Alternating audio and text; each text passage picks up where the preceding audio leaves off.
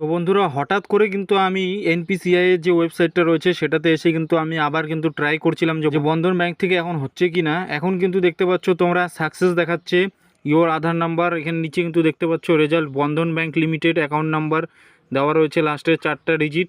আর এখানে কিন্তু টাইমও তোমরা দেখতে পাচ্ছ 4 মিনিট 12 সেকেন্ড 11 সেকেন্ড এরকম করে কিন্তু এইটুকু টাইম রয়েছে। তোমরা যেহেতু জানো যে অল্পটুকু টাইম দেওয়া হয়, ওইটুকু টাইমের মধ্যে আমাদেরকে যতটুকু কাজ থাকে সেটা কিন্তু কমপ্লিট করতে হয়। এখন কিন্তু তোমরা দেখছো 1টা 7 বাজে, আর আজকের ডেট তোমরা দেখতে পাচ্ছ 26 মে।